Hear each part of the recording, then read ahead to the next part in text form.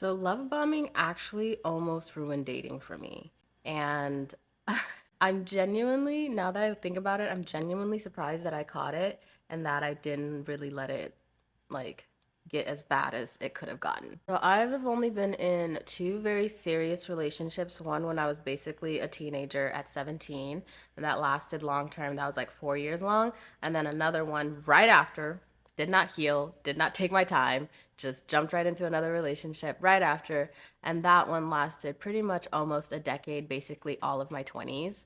And now that I am here dating again, I recognize certain patterns that I had from those relationships that were very detrimental to me and my growth as a person. So, yeah, let's talk about love bombing and how it basically almost this close ruined dating for me. Basically, what is love bombing? Just being all consumed with someone very, very early on, way too quickly. So, like excessive gifts, excessive declarations of love, planning the future within like the first couple of dates, first couple of months with each other.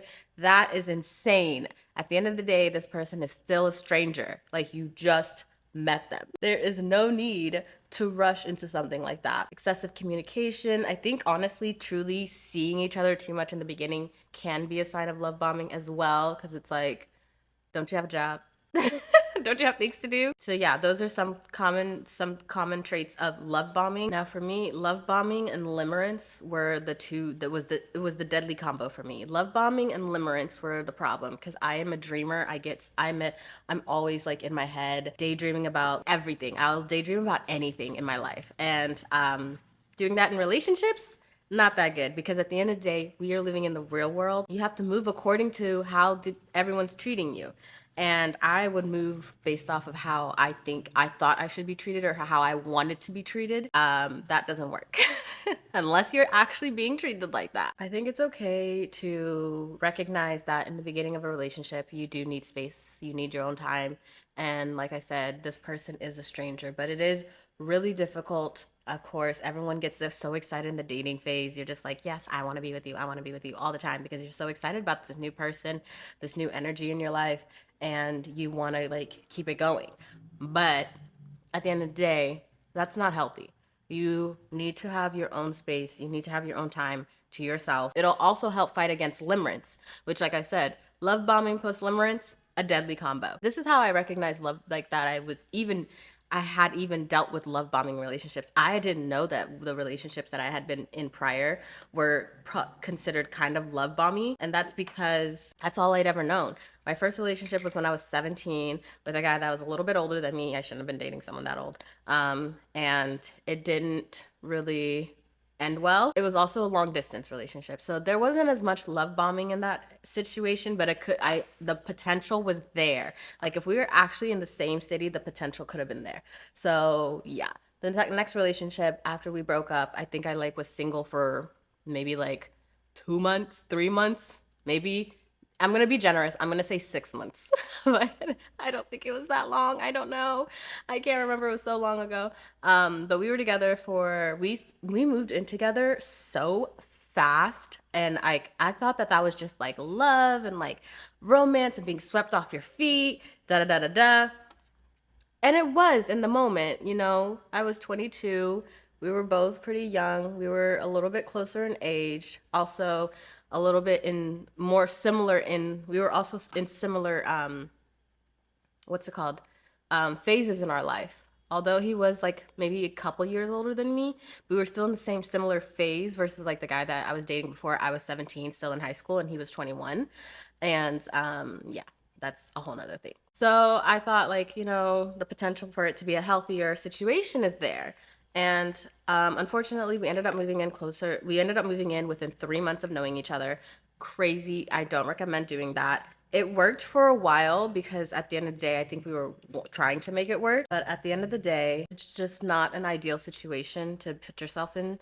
I definitely think you should take your time when you're dating someone and getting to know someone new. I learned those lessons the hard way, but also I'm not gonna sit here and say that like I didn't participate in the love bombing. Like I was an active participant. I was like Okay, sounds fun. Like I'm having a great time instead of like really checking in and like reevaluating like am I good? Does this feel good for me? Did I take enough time off to heal myself from this toxic relationship that I had? This first initial toxic relationship that I had that forged so many of my ideas around relationships very early on in my life? No, I did not. So I learned my lesson the hard way. And now that I'm actually taking dating seriously as like an adult, I recognize that like those are things that I don't want to repeat. But I found myself freaking out and repeating some of them and almost like messing up certain steps to the courting phase and like certain steps to getting to know people and like taking your time. For me, I think in the beginning, I would say don't rely on this person to be your emotional regulator. I think you should definitely talk about your needs and what you need. But if you feel like you're panicky or like feeling anxious because you're used to being love bombed and you feel like the relationship is going a little slower than you're expecting, talk to your actual support system. So there's been times where I have had like situations where I'm like panicky or like, oh, this doesn't feel right. This feels weird. And instead of doing what I would have normally done in a situation where like I was expecting things from other people, I journaled my thoughts. And if it was really, really bad and I just needed someone to actually verbalize them to, I would call my therapist. And I would get it out through therapy. And then I would come back and I do this with like not just relationships too, but I do this with people that are important in my life. If I have an important conversation that I want to talk about, I don't just rush into it. I think about it because I do know that I tend to be very blunt and direct with my communication. And sometimes people don't receive that very well. And so I have learned to, especially if it's a really hard conversation or a difficult conversation that I have to have with someone, I've learned to have that conversation, whether it's in my head or in my journal, first, and then come back and revisit. Ooh, that's a lot.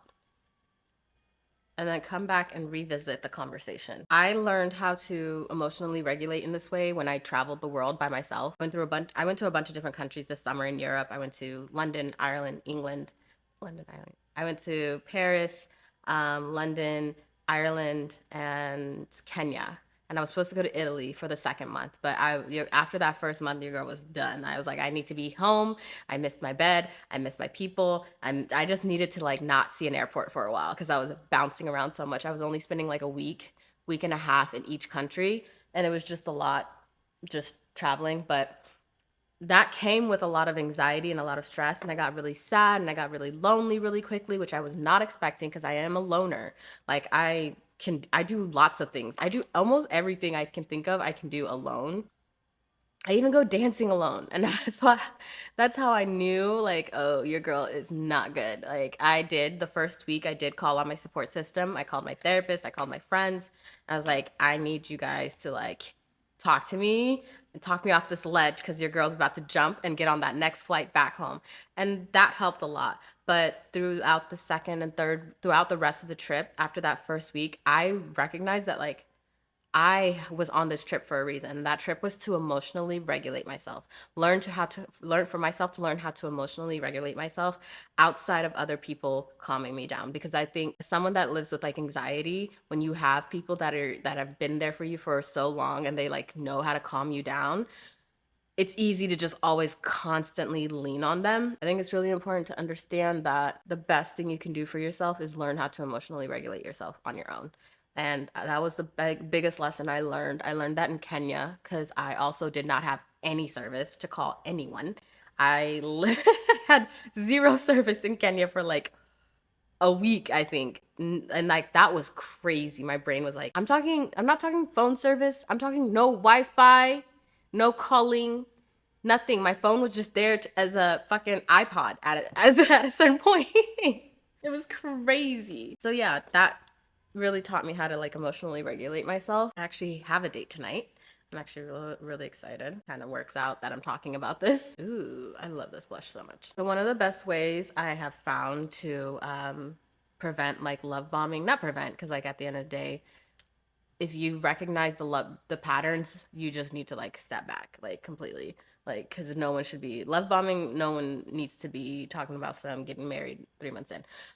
There are very rare occasions. I get it. Some of us, I thought I was one of them too. I thought I was one of the lucky ones that was just like, oh yeah, we met and we moved in together 3 months later, that we were together for a long time. But like, I recognize now that like our relationship should have probably ended a lot sooner than it did. I'm talking years sooner than it did. And yeah. Yeah. So now as I like continue to date, I recognize how much time I have to myself, like just time alone to myself, not time working, not time with friends, time alone so that I can evaluate my feelings. Cuz honestly, first of all, forget love bombing. I want to know if I actually like this person. I used to be the type of person that, and this was like when I was younger, like I had a lot of trauma from growing up, and I would just literally be like, "Oh, you like me? Okay, I like you too, since you like me." But also, I do have a dating rule that I just cannot break for myself, and it is, if you do not like me, I don't like you. And that is completely okay. Like if I'm not your type, I'm not your type, and that is okay. But I'm not going to sit here and cry about it. And I think that's a rule that a lot of people should adopt. I used to be a people pleaser, and I'd be like, "Why don't you like me? Why don't you like me?" Girl, they don't like you. It's okay. Move on. Like someone else will. That rule also applies to not just dating, it also applies to friendships and anything. If you don't like me, I don't like you. It's not a big deal. I'm not gonna sit here and try and like make you like me. So yeah. I love putting black in my waterline. I don't know when this happened. I started doing it when I was traveling this summer, and I have not been able to stop. So yeah. My first number one rule of dating: if you don't like me, I don't like you. I'm not chasing after no man. I'm so sorry. I'm not that one. I'm not the one. But also, like I said, I need time to figure out if I like you. And I can't do that if I'm always in your face or you're always in mine.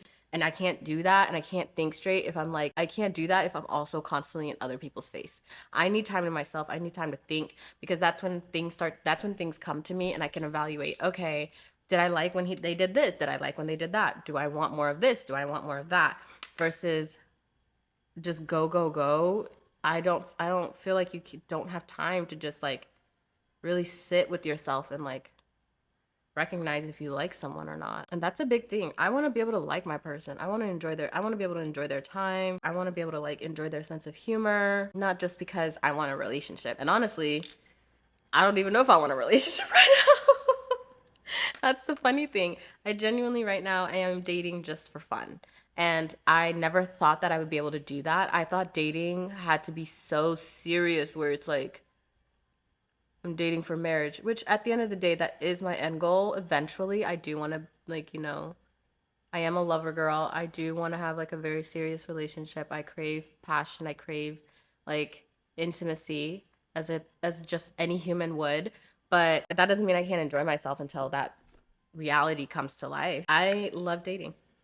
It's fun. As long as you do it right, dating can actually be a lot of fun. You have to have boundaries, you have to set them, and do not let anyone break them.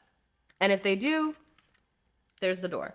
Because at the end of the day, I cannot sleep well at night if I let people violate my boundaries anymore. Like it genuinely keeps me up at night. I'm like, oh my God, what did I just allow this person to do? Play in my face like this.